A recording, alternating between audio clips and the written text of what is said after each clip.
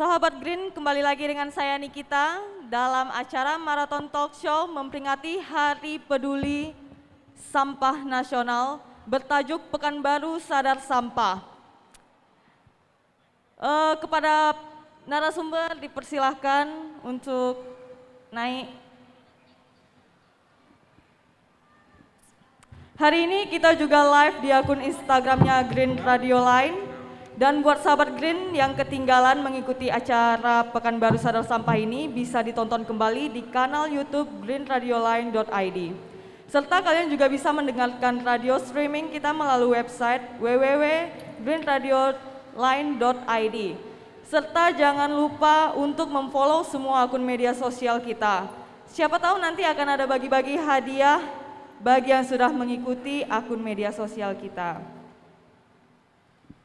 Tadi kita juga sudah melangsungkan talk show sesi pertama dalam tema informasi sampah dan kita juga sudah melihat penampilan Green Production yang dibawakan oleh Mita dan juga Bung Firman. Selanjutnya kita akan masuk ke acara talk show sesi kedua dengan tema berwisata tanpa sampah. Nah, untuk itu sudah hadir di sini bersama kita Ibu Lucianti sebagai Ketua IHGMA DPD Riau, yaitu Indonesia Hotel General Manager Asosiasi yang merupakan asosiasi bagi para profesional di bidang perhotelan khususnya dan pariwisata. Selanjutnya ada Bapak Peng Suyoto selaku Presiden IMA Pekanbaru, yaitu Indonesia Marketing Asosiasi yang merupakan asosiasi yang berfokus pada aktivitas pengembangan dan pemasaran. Selanjutnya ada ini adalah Bapak Zainul Ikhwan sebagai Ketua IATA Riau.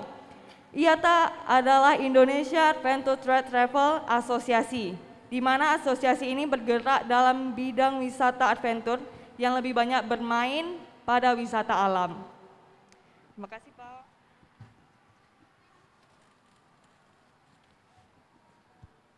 Nah, karena kita hari ini berbicara tentang Pekanbaru Sadar Sampah memperingati Hari Sampah Nasional, tentu pastinya sampah ini merupakan persoalan yang pelik mungkin di semua daerah, termasuk juga di Pekanbaru.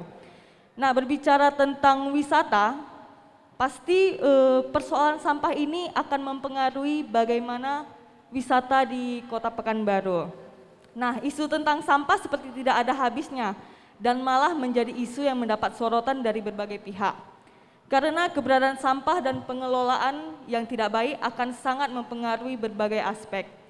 Nah, karena di sini para narasumber yang hadir merupakan orang-orang ahli yang bergerak dalam bidang pemasaran dan pariwisata, boleh dong kita tahu bagaimana pandangan terhadap isu sampah di Kota Pekanbaru saat ini. Mungkin bisa dimulai dari Ibu Lucy. Dipersilahkan Bu. Terima kasih Mbak, kita juga appreciate sekali ya diundang oleh Green Radio dalam Hari Sampah Sedunia ya Mbak ya? Indonesia ya, Hari Sampah Indonesia. Menyikapi masalah sampah kalau kita kaitkan dengan pariwisata, karena pariwisata itu keindahan ya Mbak ya. Kalau seandainya sampah bertumpuk di mana-mana, itu akan mengurangi keindahan dari kota dan mengurangi minat orang untuk datang ke Pekanbaru sendiri khususnya. Nah, kalau dari segi tadi bertanya tentang hotel ya. Tanggapan terhadap sampah yang ada di Pekanbaru. Nah, kami melihat saat ini memang menjadi isu di Pekanbaru ini, pengelolaan sampah memang agak kurang kalau kita compare dengan yang lalu-lalu, di mana sampah-sampah sering bertumpuk-tumpuk dan tidak diangkut oleh mungkin kalau kita lihat pihak ketiga yang mengelola sampah. Nah, itu pandangan kami Mbak sementara. Oke, berarti pandangan memang masih kurang perhatian, mendapat perhatian persoalan sampah kita di sini ya Bu ya. Mungkin bisa selanjutnya dijawab sama Bapak Peng. Ya, Pekanbaru bagi kita yang sudah lama tinggal di kota ini ya, memang Dulu pernah kita hampir setiap tahun mendapat adipura nih, Kota Pekanbaru. Dan memang Wahli akhir tahun lalu tuh menggugat termasuk Wali Kota Pekanbaru, ya, Dinas Lingkungan Hidupnya, ada 3 instansi DPRD Kota Pekanbaru karena sampah ini. Jadi memang persoalan sampah di Pekanbaru ini pernah bagus, bukan tidak pernah. Dulu Kota Pekanbaru sangat gampang memasarkan kebersihannya. Dulu kita saat tamu-tamu datang dari luar kota, dari luar Pekanbaru selalu kagum dengan kebersihan kota, penataan kota yang rapi dan taman-tamannya. Jadi belakangan kita tahu selain gugatan Wahli, ya tentu sampah itu masih menumpuk di mana-mana. Bahkan tahun lalu sempat Pak Kapolda sendiri turun tangan ikut membersihkan sampah di jalan. Ya, ini kemunduran yang luar biasa bagi sebuah kota yang dengan tagline madani, ya, dan tentunya harus bersih, ya. Nah, ini persoalan yang harus dituntasin. Mungkin bagi pemerintah yang ke depan, bagi kita IMA menjadi sulit untuk kita memasarkan kota ini, karena kalau sampah di mana-mana tentu akan mengurangi wisatawan kalau kita bicara tentang wisata, ya, yang tentu erat kaitannya sama sampah. Dan sampah tentu juga persoalan keseriusan. Kita tahu di kota-kota lain sudah mengurangi jumlah pemakaian plastik, ya, sudah ada aturan untuk tidak menggunakan seperti di Bali, ya, sedotan sudah tidak ada plastik, ya, kantong-kantong plastik. Memang banyak mall dengan kebijakan sendirinya memang sudah menerapkan itu, tapi kita juga perlu pemerintah sebagai motor penggerak untuk mengurangi emisi gas kaca dan lain-lain. Ini perlu dorongan ketegasan dari pemerintah untuk agar seriuslah menangani sampah ini. Oke, berarti masih ada ketidakseriusan berbagai pihak dalam menangani persoalan sampah ini, ya Pak, ya. Nah, mungkin kita lanjut ke Bapak Zainul. Silakan Pak tanggapannya. Iya, saya simpel aja. Indikatornya selagi di suatu tempat itu ada tong sampah, ada orang yang akan buang sampah. Logika berpikirnya kan begitu. Mestinya suatu daerah, masyarakatnya yang sudah taat tidak mau membuang sampah, maka di tempat itu tidak ada tong sampah. Selagi masih ada tulisan dilarang merokok, maka masyarakatnya ada yang merokok, ada yang akan melanggar, gitu. Nah, itu secara logika berpikir. Makanya kalau tidak ada tong sampah, maka kota itu dianggap menjadi daerah yang bebas sampah. Itu indikator yang simpel kalau kita melihat. Orang kadang begitu disiapin tempat, orang berlomba-lomba untuk buang ke sana. Jadi logika berpikir yang harus ditentukan. Jangan sampai masyarakat mengatakan, wah nggak ada tempat pembuangan sampah. Sampah sendiri kok orang yang disuruh menyiapkan tong sampah. Maka individu-individu dari gerakan pribadi dulu, ketika kita beli permen, itu bungkus permennya jangan dibuang, jangan cari tong sampahnya. Tong sampah terdekat adalah kantong celana kita, kantong baju kita. Jangan nyari tong sampah. Kita datang ke mall nih, beli permen, sibuk cari tong sampah. Kita datang ke mall nih, ada tas kresek, sibuk cari tong sampah. Ngapain? Nggak ketemu tong sampahnya, Nah, makanya, akhirnya buang sembarangan, ya Pak, ya. Mestinya dia sendiri urus sampahnya. Jangan suruh orang siapkan tong sampah. Tong sampah terdekat adalah diri sendiri. Itu kalau menurut saya. Oke, siap. Berarti untuk semua sahabat Green, tong sampah terdekat adalah diri kita sendiri. Jadi kalau tidak ada tong sampah, masukkan ke saku, ke tas, pokoknya jangan dibuang sembarangan. Nah, IMA sebagai salah satu asosiasi marketing yang pasti juga memiliki keterlibatan dalam membantu memasarkan dan Pengembangan Pariwisata Kota Pekanbaru. Apa pengaruh nyata yang sudah dirasakan terhadap pariwisata dengan bentuk pengelolaan sampah di Kota Pekanbaru ini yang masih sembraut? Memang IMA kan tadi seperti dijelaskan organisasi marketing. Kita memang bisnis pariwisata adalah bisnis yang paling berat terpengaruh karena COVID ini. Ya, nomor satu itu pariwisata, itu menyangkut hotel, tempat-tempat wisata. Ini yang paling berat sekarang menghadapi situasi COVID. Karena kita dilarang berkumpul, karena kita dilarang untuk bepergian, banyak daerah tutup, apalagi kalau PPKM sudah naik lagi ke level-level hingga melarang kegiatan berkumpul di hotel dan lain-lain. Jadi di beberapa tahun pertama COVID kami memang fokus ke pembenahan tempat pencucian tangan.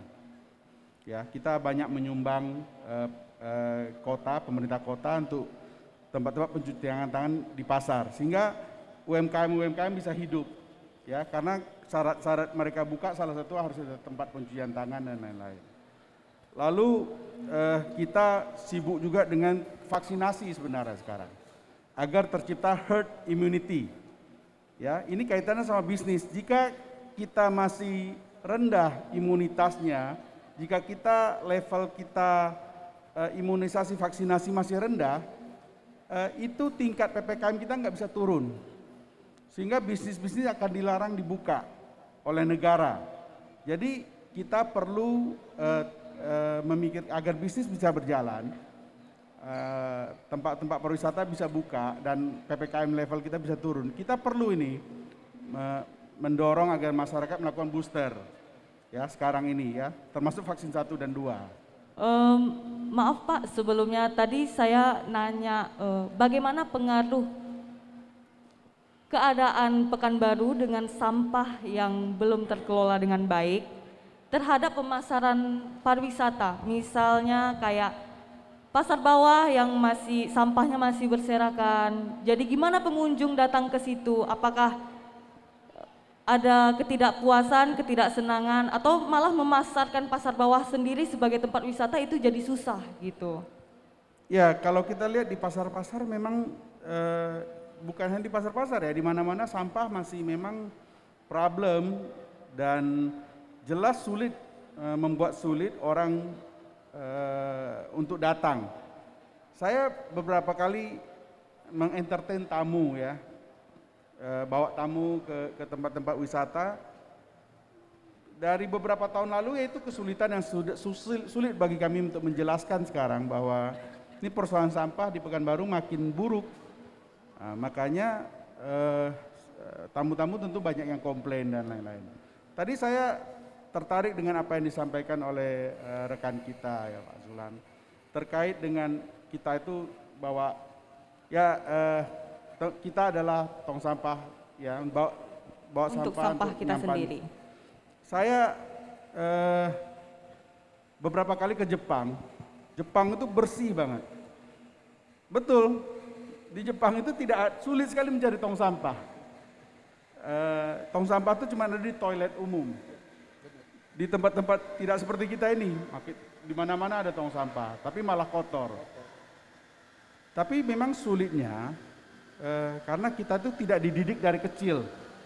Bagaimana hidup bersih, hidup dengan minimalis, hidup dengan mengurangi pembuangan sampah-sampah plastik dan lain-lain. Jadi memang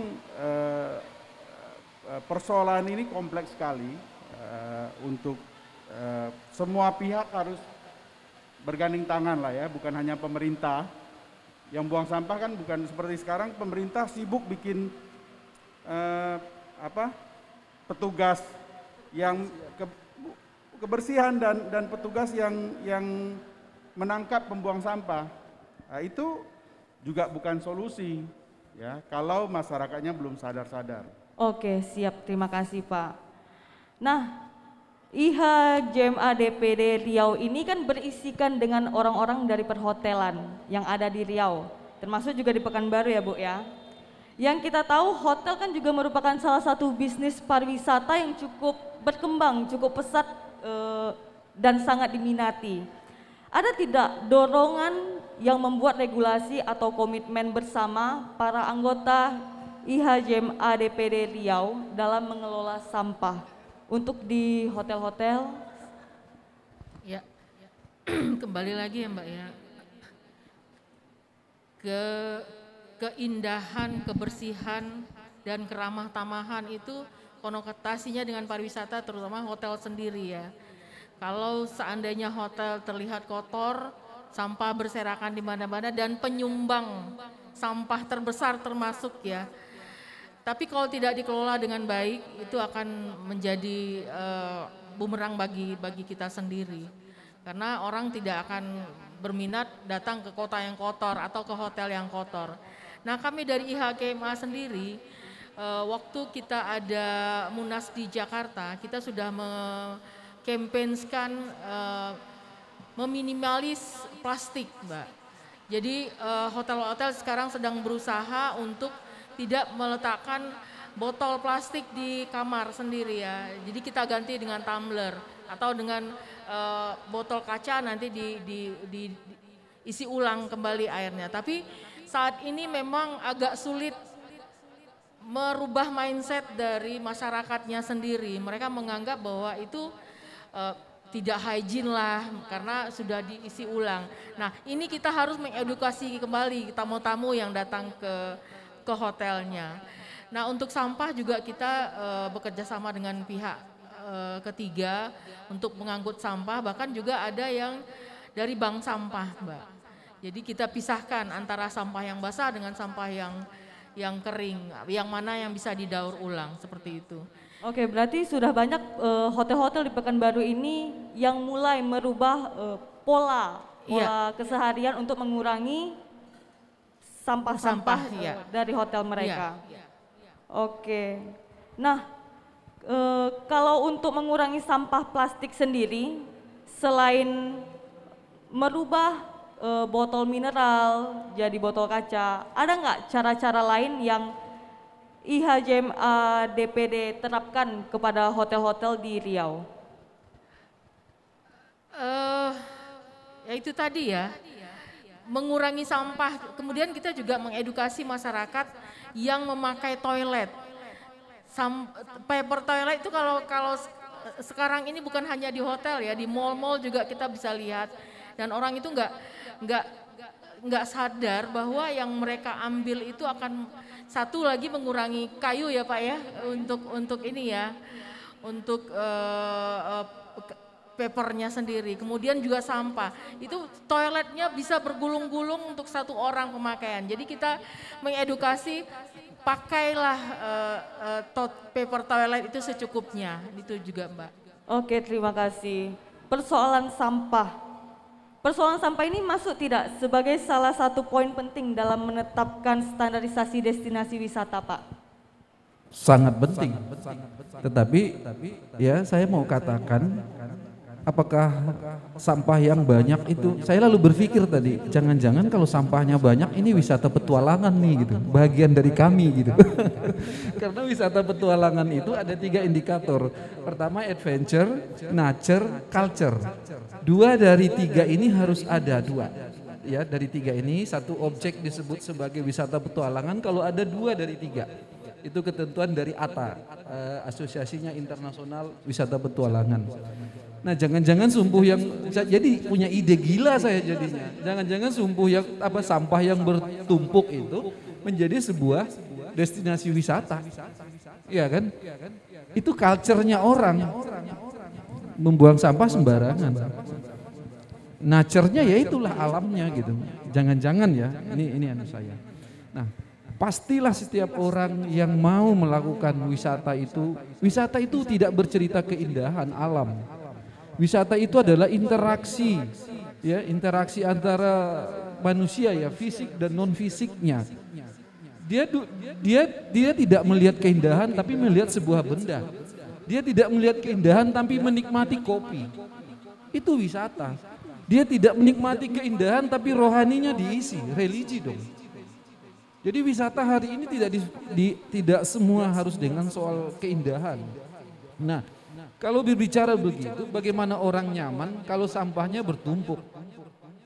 Bagaimana orang bisa nyaman? Bisa tinggal lama, waktu tinggalnya lebih lama, dia menikmatinya kalau sampahnya bau. Nah, makanya setiap para pengunjung yang pertama ketika mendatangi sebuah objek wisata, lagi-lagi koreksi diri dulu, periksa diri dulu, checking diri dulu. Pertama, apakah saya membawa botol minum sendiri atau bawa botol minum kemasan? Ketika bawa botol minum kemasan, ganti dengan botol minum tumbler atau apalah, mau sebesar galon pun bisa. Yang kedua, apakah dia bawa tempat makanan? Dulu waktu kecil saya ingat kalau beli sarapan pagi ke warung depan, emak itu, orang tua kita nitipin rantang. Bawa rantang belinya ke tempat orang jual sarapan. Hari ini cukup bawa uang datang ke sana, pulang bawa sampah dan makanan. Itu yang harus dikoreksi, itu yang harus diedukasi, itu yang harus disosialisasikan.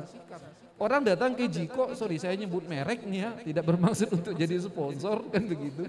Dan semuanya tenan-tenan yang ada di mall ini, coba aja satu waktu nggak usah kasih kresek, tenteng aja. Begitu juga ke minimarket, tenteng aja, karena memang harus bawa kantong sendiri. Orang lebih mau bayar untuk sampah daripada jaga lingkungan. Contoh, begitu datang ke sebuah minimarket, saya tidak sebut nama, dibebanin biaya 200, orang masih mau beli plastiknya. Berarti lebih mau dia mencemari alam dengan 200 rupiah.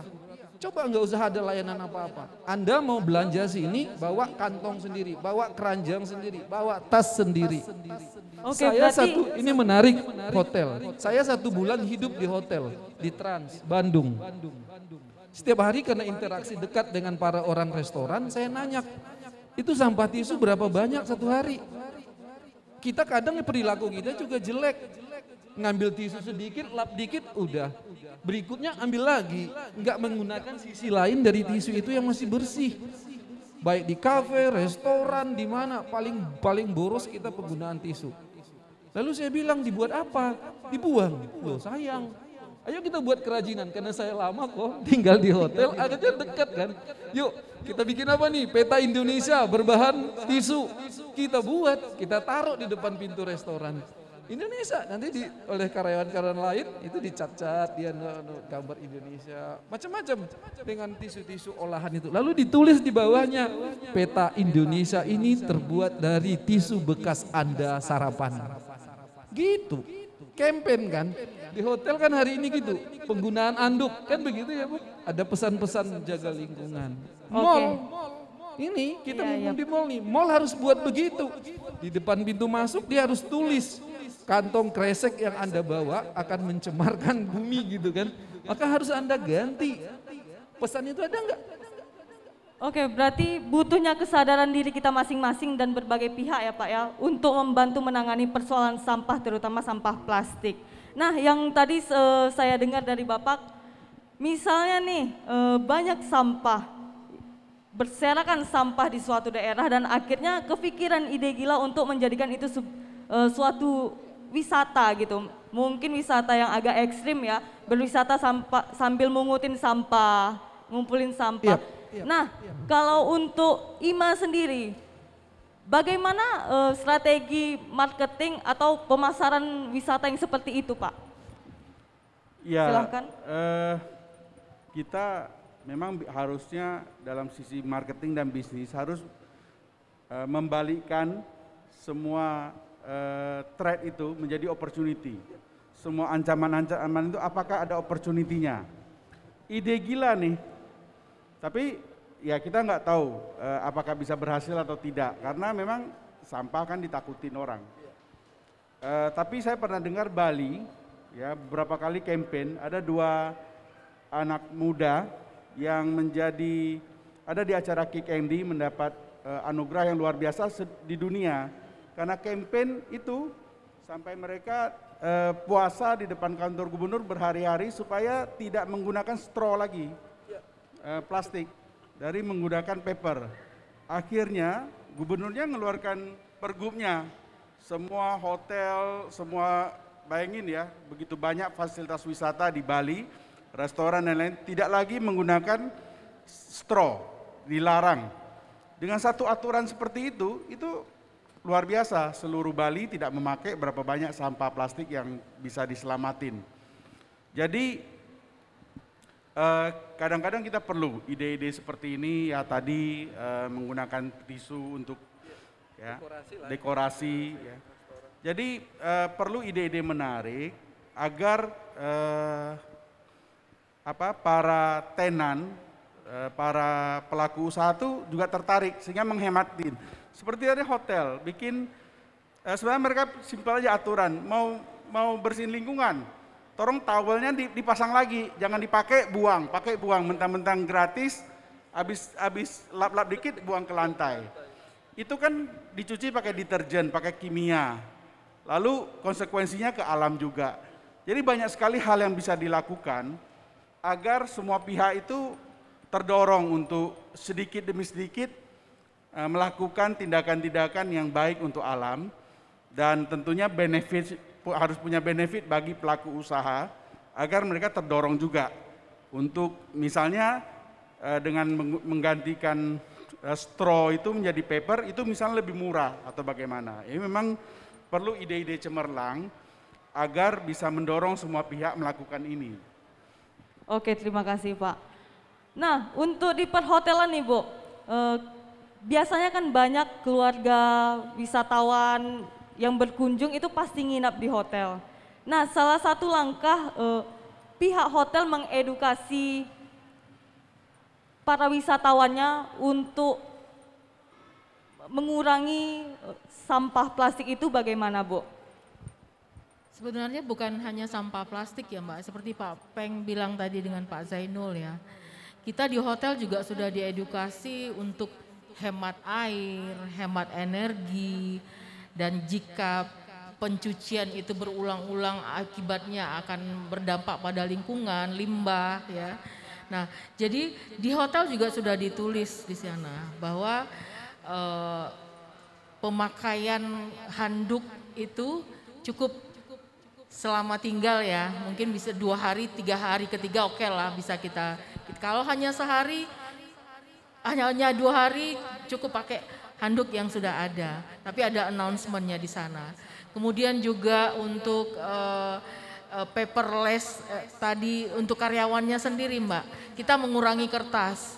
Jadi sekarang informasi-informasi ataupun hasil-hasil meeting hanya melalui media yang sudah kita sediakan ya.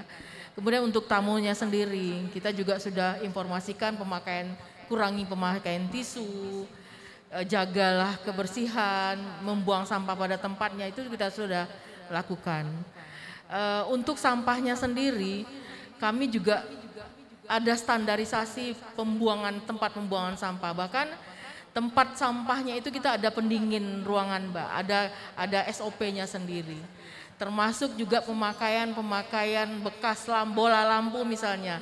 Kita jadikan bisa jadi pot bunga, dibuat oleh art kita. Kemudian botol-botol aqua bisa menjadi pohon Natal misalnya. Nah seperti itu.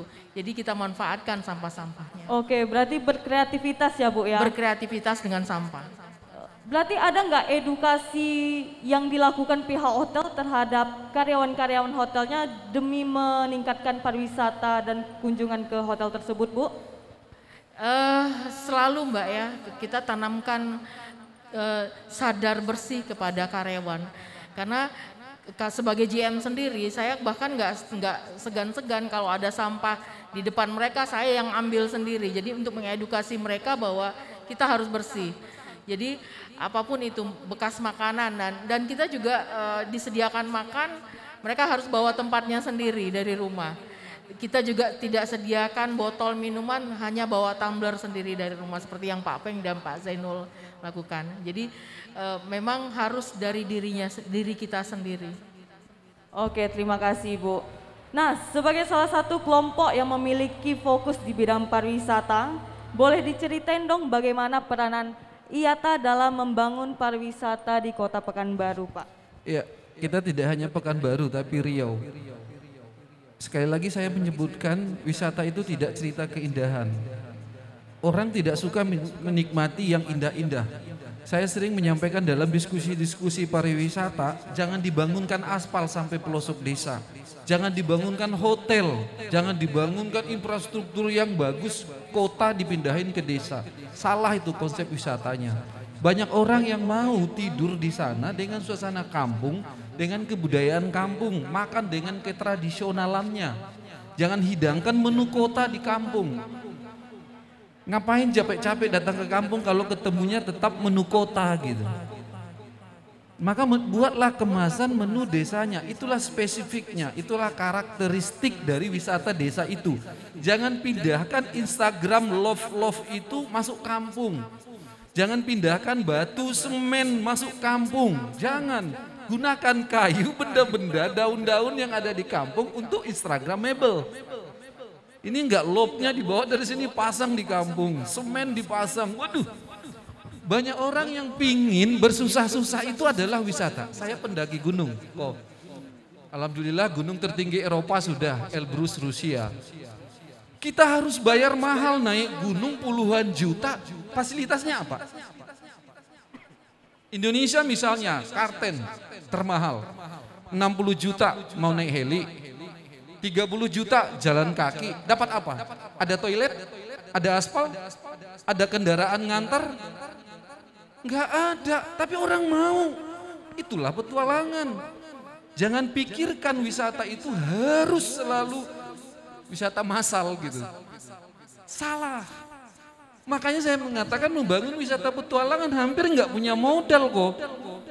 Yang penting kamu harus siapkan makan dia ada, tempat tidurnya ada dengan berbagai ala, dengan cara desa itu pakai kelambu, tidurlah dalam kelambu.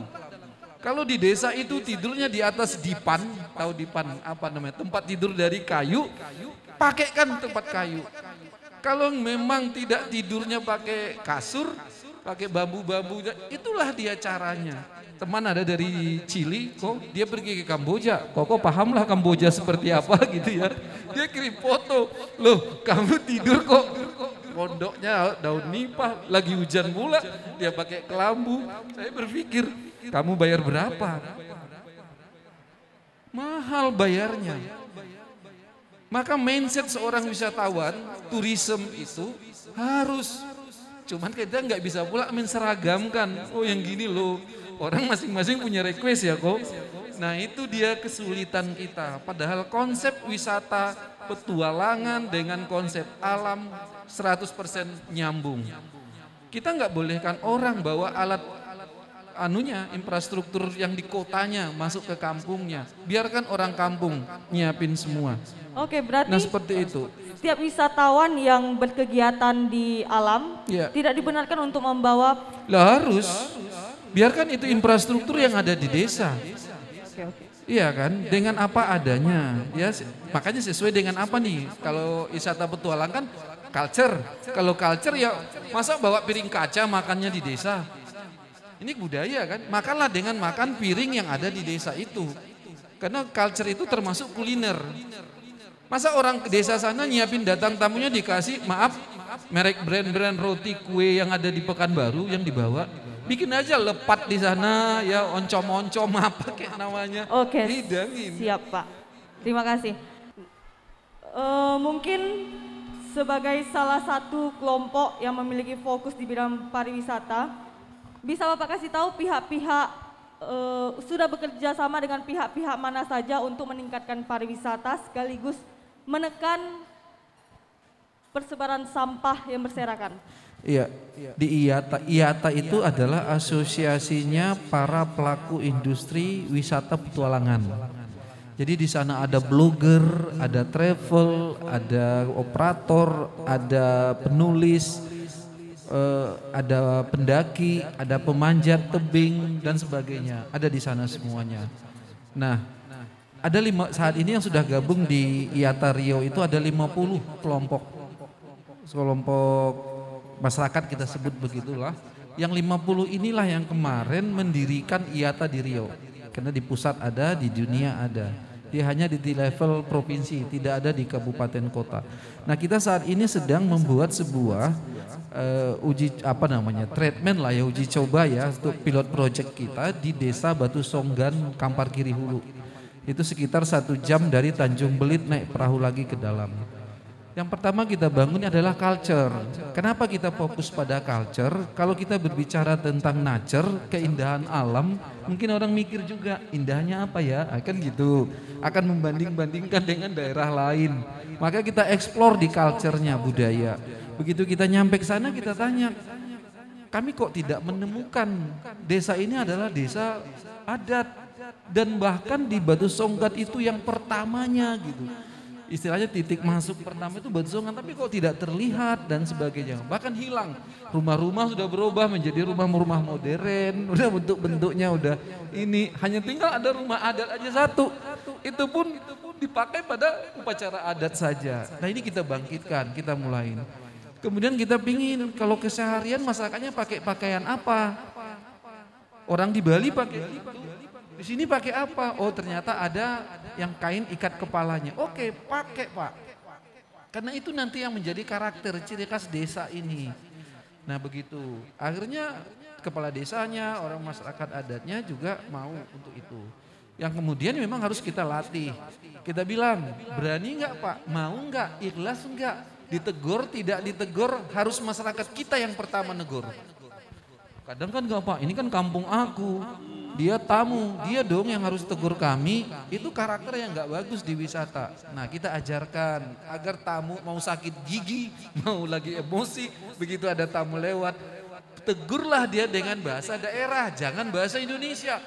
Tamunya ngerti nggak? Enggak, gara-gara tidak ngertilah dia nanti akan berhenti. Ibu bilang apa tadi Bu? Baru ngomong pakai bahasa Indonesia, harus begitu. Oke, tapi terkadang kita juga menjumpai bahwa masyarakat itu sendiri, masyarakat di daerah itu sendiri yang sepertinya acuh tak acuh membuang sampah sembarangan yang akibatnya mempengaruhi wisatawan yang berkunjung ke situ. Nah, gimana cara menanganinya Pak? Itu yang sudah dilakukan, terutama Green ya Mbak Sari ya, karena Mbak Sari bagian dari IATA juga. Udah bertahun-tahun di sana mengedukasi masyarakat agar buang sampahnya juga tertib. Yang kedua adalah kita ada program kok. Bagaimana orang ke toilet itu selfie. Itu. Bagaimana orang kalau mau ke toilet malah selfie dia di toilet, lupa malah. Kan gitu. Akhirnya kita membuat konsep namanya Bio MCK Keong. Bio MCK Keong saat ini mengikut kompetisi dengan Badan Riset Indonesia Nasional ya untuk dapatkan dana bantuan dari UNICEF kok. Kalau menang dibantu, tapi kalau kalah ya konsepnya tinggal konsep lah dulu, kita cari sponsor lain gitu ya. Nah bagaimana? Itu sederhana, bagaimana meramah lingkungan. Gunakan bambu sebagai dinding yang bulat, ada desainnya udah kita buat begitulah. Kita mengurangi semen, sampai demikian detail. Bagaimana safety tanknya tidak pakai semen, karena semen juga menghambat dan sebagainya kan isu lingkungannya. Nah seperti itu. Nah terkait sampah juga begitu. Itu edukasi. Oke, terima kasih. Nah, IHJMA DPD Riau yang merupakan asosiasi tentu pasti ada pertemuan dengan pemerintah. Apalagi ini merupakan asosiasi yang juga memiliki peranan dalam membantu meningkatkan pariwisata di Pekanbaru. Ada tidak menyinggung permasalahan persoalan sampah tiap kali berjumpa dengan pemerintahan? Soalnya itu akan mempengaruhi wisatawan yang ingin datang berkunjung apabila Pekanbaru penuh dengan sampah. Sering Mbak, kita kadang-kadang ada pertemuan juga ya, coffee morning seperti itu dengan pariwisata. Memang komen-komen terutama pariwisata yang dari luar ya, mungkin Malaysia, kalau dulu kita yang terbesar itu dari Malaysia, Singapura. Mereka pasti komen bahwa Pekanbaru kok 5 tahun ini, 5 tahun, 7 tahun, 5 tahun ini beda banget. Kalau dulu terkenal seperti Pak Peng bilang tadi rapi, kita beberapa kali ikut, setiap tahunnya mungkin dapat adipura. Nah sekarang itu beda, penuh dengan tumpukan-tumpukan sampah. Mulai dari airport, apalagi kalau lewat jalan Sudirman ke atas itu, kemudian jalan Nangka, itu banyak tumpukan-tumpukan sampah. Nah kami sering keluhan-keluhan dari pariwisata itu wisatawan itu kita sering sampaikan ke pemerintah. Nah, mudah-mudahan kedepannya akan didengar ya Mbak, karena bagaimanapun kebersihan itu merupakan salah satu poin penting pada keinginan wisatawan datang ke Pekanbaru. Dan biasanya apa tanggapan pemerintah tiap kali bertemu dan sebagai salah satu orang yang bergerak di bidang pariwisata khususnya perhotelan, apa tanggapan pemerintah ketika Ibu menyampaikan saran dan kritikan dari wisatawan tersebut? Nah, satu Mbak, ini menjadi catatan penting kami. Kita akan follow up seperti itu. Siap, terima kasih Ibu. Nah, seperti apa bentuk dorongan yang juga dilakukan IMA dalam membantu mengatasi persoalan sampah ini sebagai langkah meningkatkan pariwisata di Pekanbaru? Kota Pekanbaru sendiri sebenarnya tidak terlalu banyak wisata yang bisa dijual.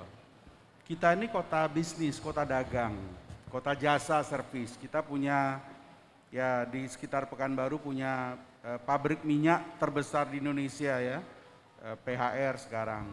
Lalu punya sawit yang terluas se-Indonesia. Lalu ada 2 pabrik pulp and paper terbesar di Indonesia, bahkan di dunia. Jadi banyak orang datang ke Pekanbaru ini wisata bisnis. Kuliner, Pekanbaru sangat terkenal dengan wisata kuliner. Jadi tentu kebersihan itu syarat, kalau bukan utama, salah satu yang utama lah ya. Jadi kami IMA tentunya sebagai organisasi marketing, kita sudah MOU nih sama belasan bahkan puluhan asosiasi termasuk IATA, IHGA ini juga banyak organisasi wisata lainnya untuk bekerja sama bagaimana cara memasarinnya. Karena memasarin beda-beda wisata caranya berbeda-beda. Seperti tadi bicara petualangan tentu beda. Lalu kita sekarang ini juga meningkatkan bagaimana kita kan tidak bisa dapat orang dari luar negeri sekarang. Jadi berapa tahun terakhir ini bagaimana meningkatkan wisata lokal, meningkatkan kebiasaan-kebiasaan baru. Sekarang ini rasanya hampir semua kalangan masyarakat wisata ini sudah kebiasaan.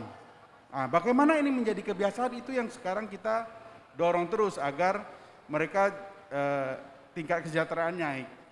Saat tingkat kesejahteraan naik, orang perlu wisata, perlu weekend itu off, perlu weekend itu bersama keluarga, jalan, makan aja ke mall itu juga wisata.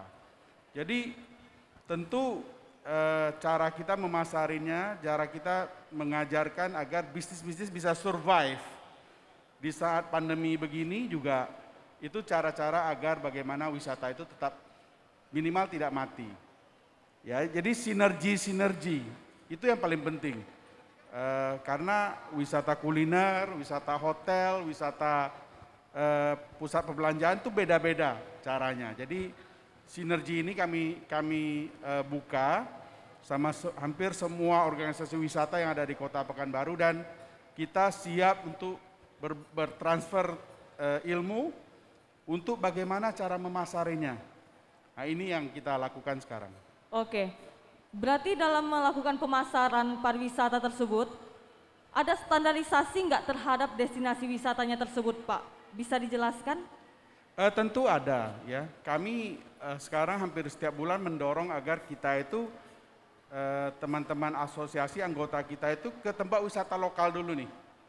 Ya, seperti saya sampaikan tadi Pekanbaru kan beda ya. Kita wisata kalau mau alam tuh yang dekat Kampar, bahkan orang banyak-banyak ke Bukit Tinggi.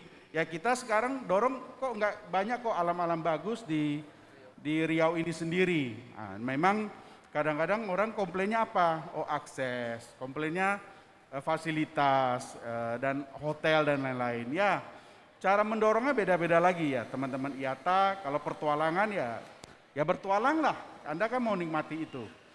Ada juga yang tidak, orang yang mau ke sana itu ya mau enjoy, 1-2 hari nggak mau repot. Kalau tidak ada hotel ya tidak mau pergi. Nah itu treatmentnya beda juga lagi. Jadi memang kita kata kuncinya selama beberapa bulan terakhir ini karena pandemi, bahkan tahun terakhir ini adalah bersinergi. Ya, semua elemen harus bersinergi. Tidak bisa hidup sendiri. Ya, kita butuh pemerintah tetap. Kita butuh wisatawan lokal nih, mengedukasi mereka. Kita butuh lingkungan kita ini, kota bisnis kita ini, orang bisa datang, gimana nambah sari sih? Ya, kulinernya, ya, tempat-tempat wisatanya yang unik. Nah, itu yang perlu disiapkan. Oke, saya akan kembali ke Bu Lucy. Hotel sebagai salah satu tempat singgah, tentunya wisatawan pasti singgah di hotel ya kan, bermalam. Pernah tidak atau ada nggak kegiatan program dari hotel-hotel untuk memasarkan pariwisatanya, misalnya kayak brosur atau pamflet atau bahkan disiarkan di TV-TV di kamar hotelnya gitu? Ada Mbak, kita juga ada brosur, kemudian juga saya ke karyawannya sendiri, saya juga tanamkan pengetahuan tentang wisata Pekanbaru khususnya ya. Kemudian restoran-restoran, jadi waktu bellboy mengantarkan tamu ke kamar, itu kan panjang juga jalannya ya. Saya suruh mereka untuk mempromosikan restoran ini, tempat yang perlu dikunjungi di Pekanbaru ini saja, jadi mereka harus tahu.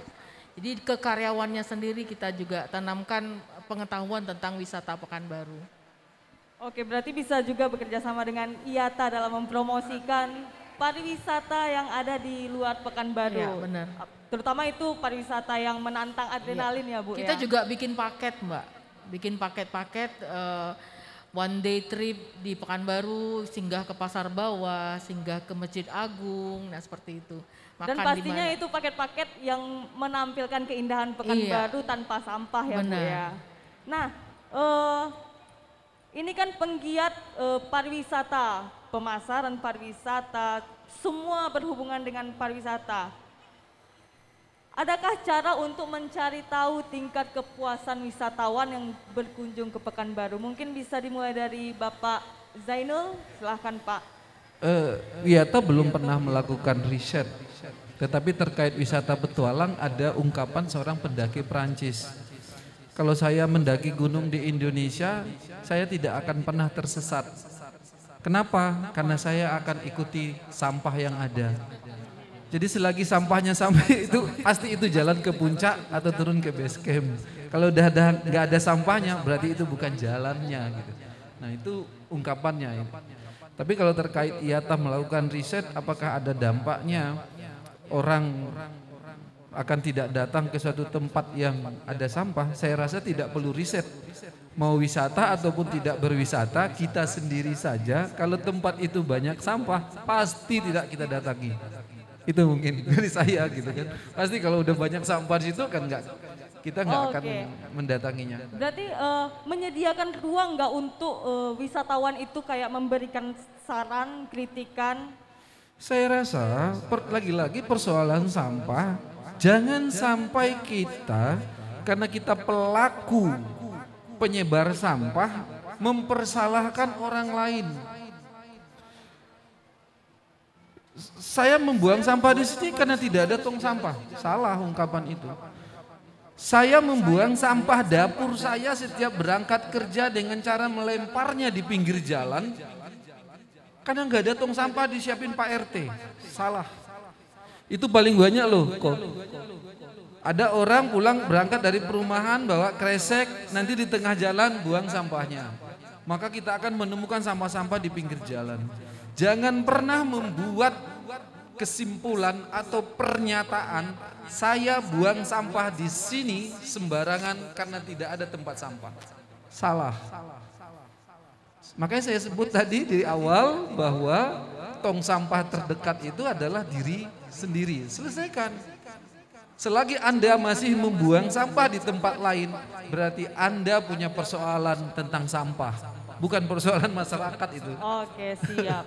Nah, IMA sebagai asosiasi pemasaran juga pariwisata, bagaimana cara IMA mengetahui apakah wisatawan tersebut senang datang ke Pekanbaru? Apakah menyediakan ruang untuk wisatawan menyampaikan pesan kesannya ketika berkunjung ke Pekanbaru?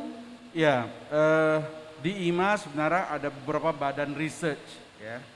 Paling backbone paling besar IMA itu adalah pendiri IMA Pak Hermawan Kartajaya dengan Mark Plus-nya, Max Plus Institute. Itu badan riset yang sangat komprehensif dan telaten lah, apalagi di bidang pariwisata.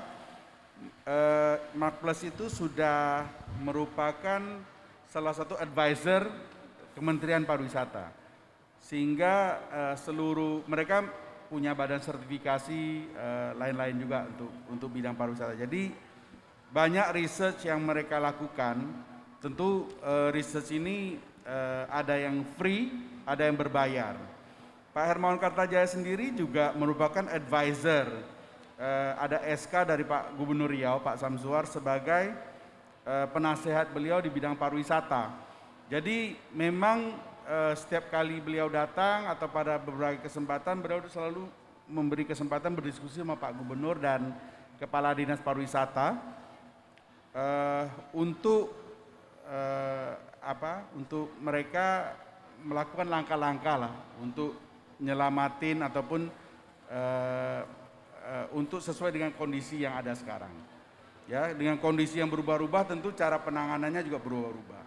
Jadi memang riset salah satu yang sangat penting dilakukan, terutama di kondisi yang berbeda ini ya. Kita belum normal ini, kondisi belum normal, situasi wisatawan juga belum normal.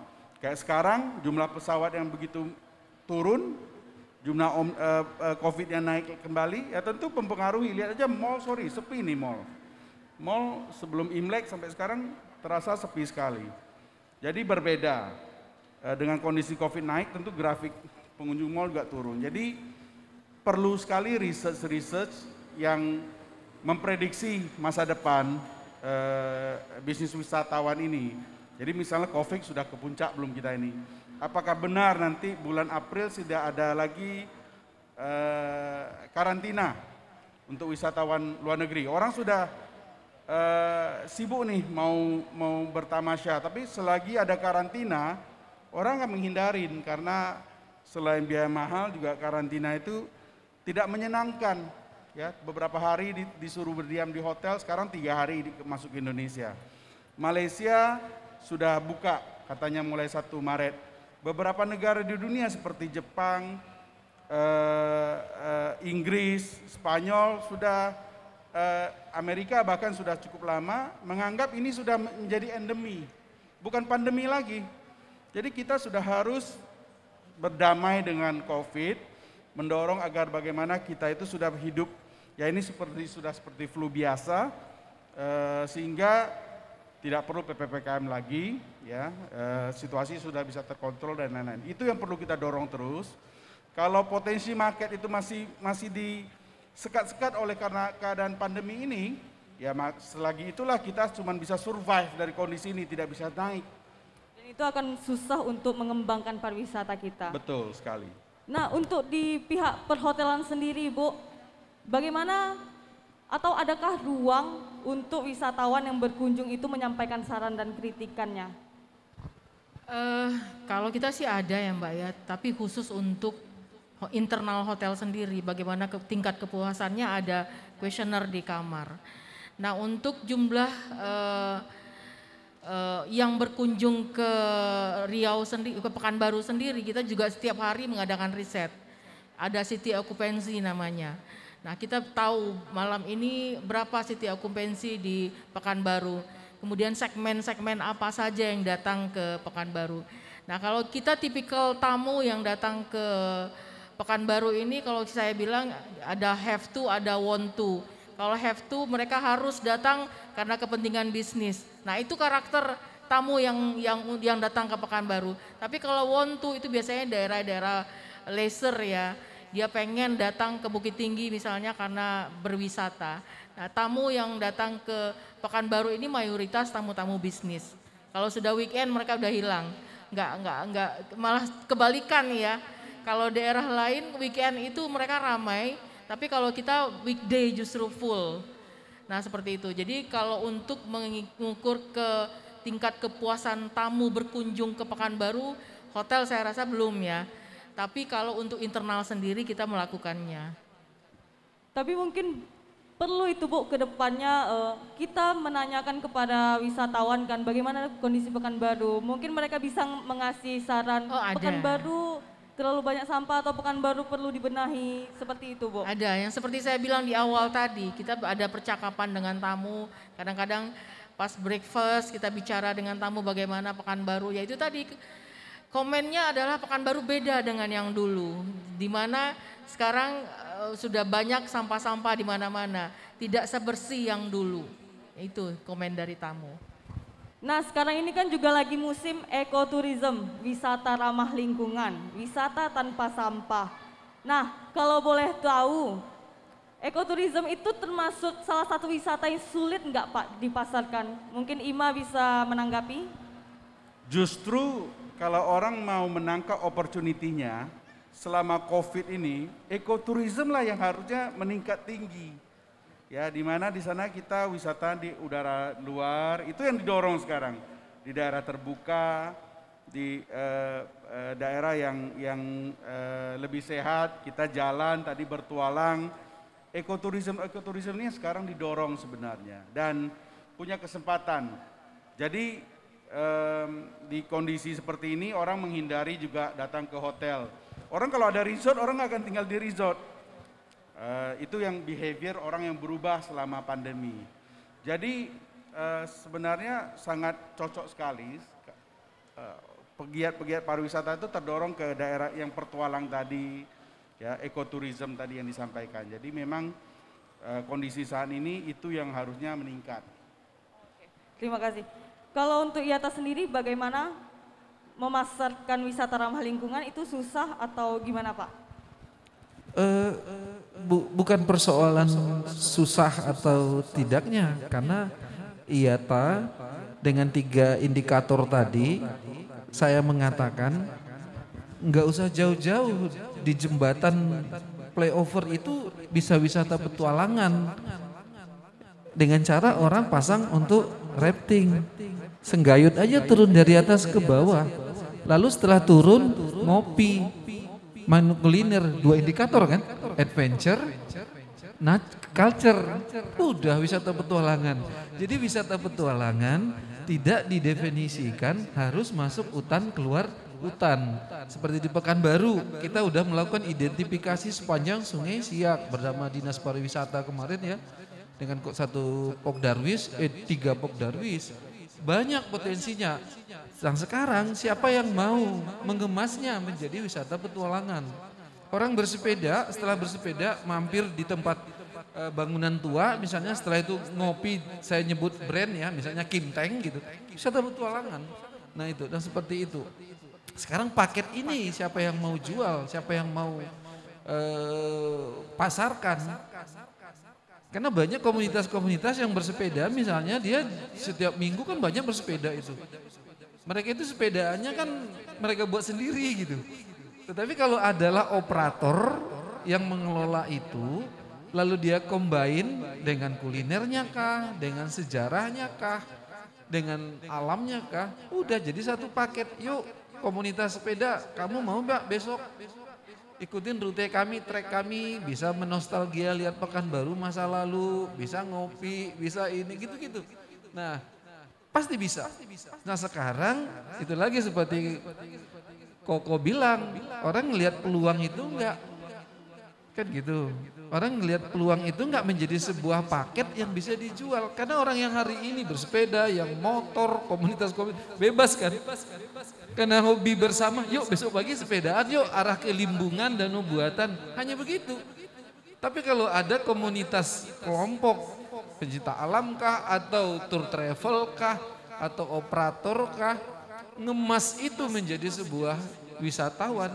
Habis sepedaan ke Danau Limbungan, dia kemudian ada di sebuah tempat kopi, ngopi, sarapan dan sebagainya, laku itu. Oke siap. Gimana dengan tanggapan Ibu? Apakah ekoturism itu mudah dikembangkan, dipasarkan di perhotelan? Sebetulnya mudah atau tidaknya tergantung dari ruangnya tadi Mbak. Kalau ruangnya tersedia dan itu kira-kira menarik minat wisatawan itu pasti bisa ya. Kita juga pernah dapat penghargaan dari Pak Peng, Grand Elite ya. kita pernah jual Pekanbaru Heritage. Tamu menginap, kita siapkan kendaraan, kemudian kita letakkan di rumah Tuan Kadi, kemudian jalan kaki di sepanjang jalan itu ada tour guide-nya, lalu sarapan di tempat yang makanan tradisional, di mana itu namanya Pak ya, jalan karet. Nah itu awalnya ada Mbak, sebelum COVID ada dari tamu-tamu Malaysia. Nah itu tadi kembali lagi, kita bawa tamu ke perkampungan-perkampungan tapi kita temui sampah di mana-mana. Nah itu menjadi kendala. Jadi susah atau tidaknya tergantung dari ruangnya tadi. Kalau seandainya kita didukung oleh pemerintah terutama menjaga kelestarian dan kebersihan tempatnya itu pasti mudah sekali kita memasarkannya. Itu Mbak. Oke, terima kasih. Nah, karena kita sudah hampir di penghujung acara, saya boleh minta pesan para ketiga narasumber ini terhadap tema kita berwisata tanpa sampah.